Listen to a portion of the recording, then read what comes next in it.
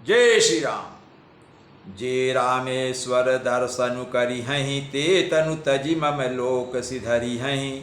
जो गंगा जलु आनी चढ़ाई, सो साजुज मुक्ति नर पाई।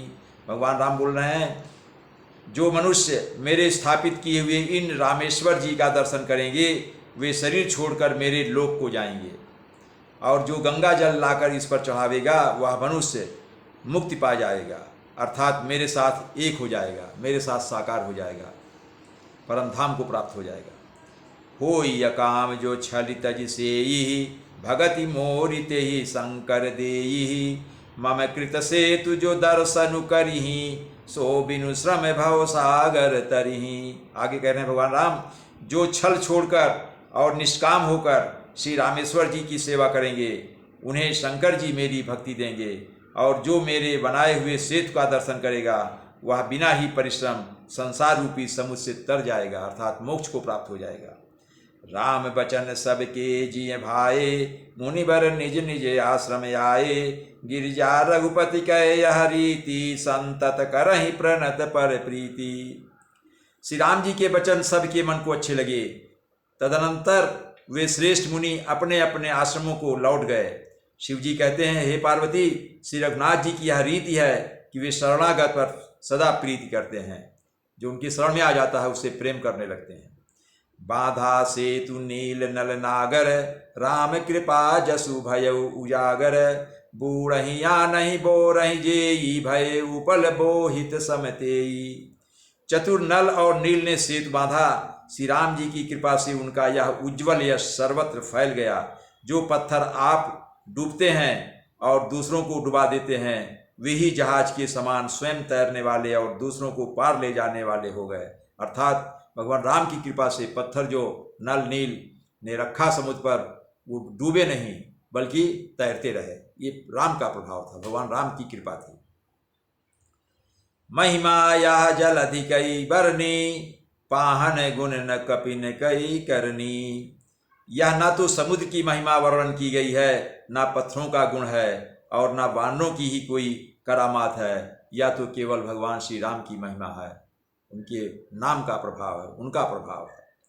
श्री रघुवीर प्रताप ते, सिंधु तरे पाषाण।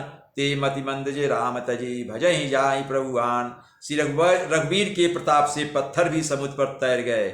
ऐसे श्री राम जी को छोड़कर जो किसी दूसरे स्वामी को जाकर भजते हैं वे निश्चय ही मंद बुद्धि हैं, अल्प बुद्धि है। बांधि सेतु अति सुदृढ़ बनावा, देखि कृपा निधि के मन भावा। चली सेन कछु बरन न जाई, गरजहि मरकट भट समुदायी।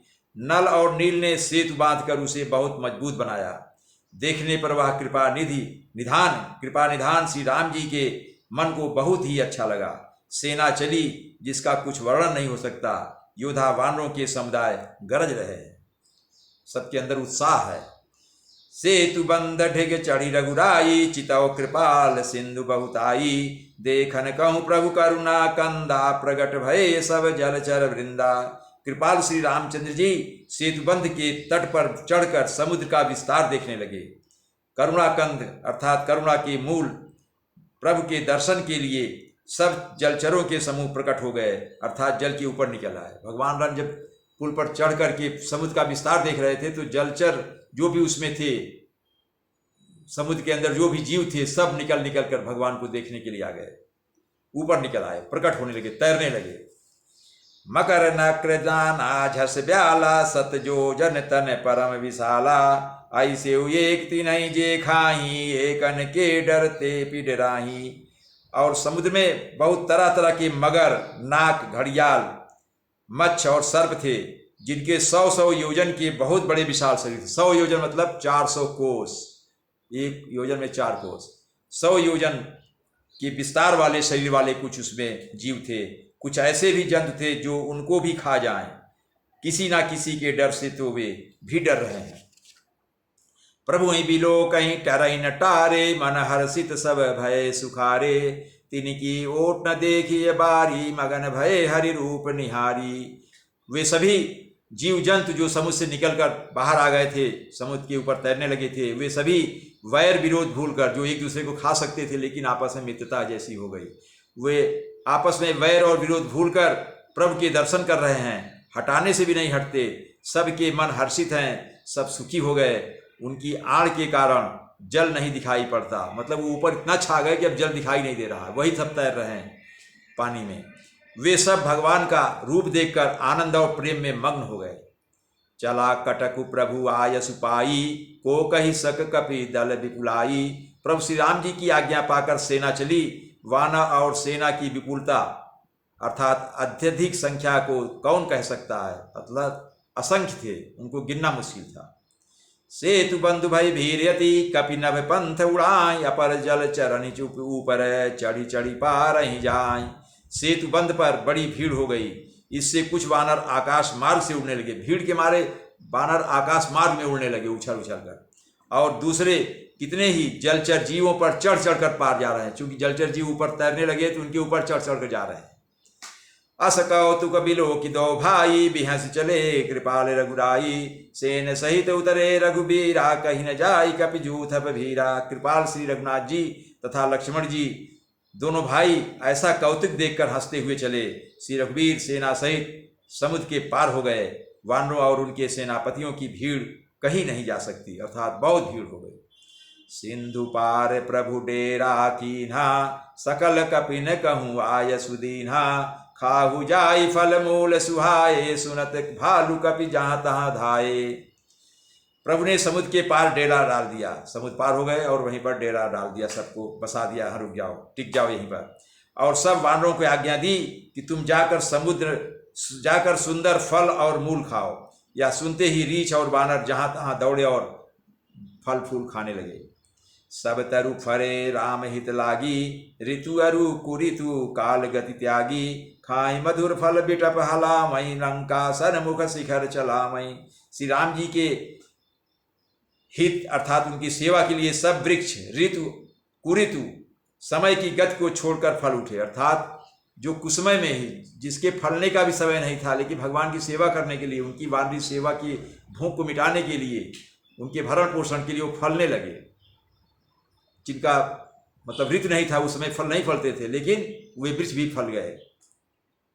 वानर भालू मीठे मीठे फल खा रहे हैं, वृक्षों को हिला रहे हैं और पर्वतों के शिखरों को लंका की ओर फेंक रहे हैं। जहाँ कहूँ फिरत निशाचर पामही, घेरी सकल बहु नाच नचामही। दसननि काटी नासिका काना, कही प्रभु सुजसु देहि तब सब जाना।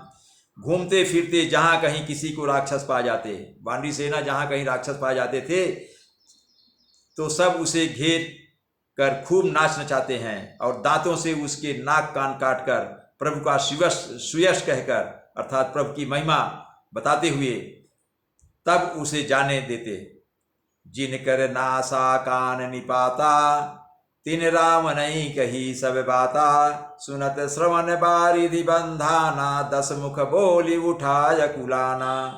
जिन राक्षसों के कान और नाक काट डाले गए, उन्होंने रावण से सब सुनाकर कहा। समुद्र पर सेतु का बांधा जाना कानों से सुनते ही रावण घबराकर दसों मुखों से बोल उठा। क्या बोला रावण? बांध्यो बन निधि नीर निधि, जलधि सिंधु बारिश। सत्य तोय निधि कंपति, उदधि पयोधि नतीश। रावण बोलता है वन निधि, नीर निधि, जलधि, सिंधु, वारिश, तोय निधि, कंपति, उदधि, पयोधि, नदीश को क्या सचमुच ही बांध लिया? अर्थात ये समुद्र में जगह जगह के सागर के नाम थे। तो रावण कह रहा है क्या इन सब को बांध लिया, सचमुच बांध लिया? ऐसा आश्चर्यचकित होकर कह रहा है। जय श्री राम।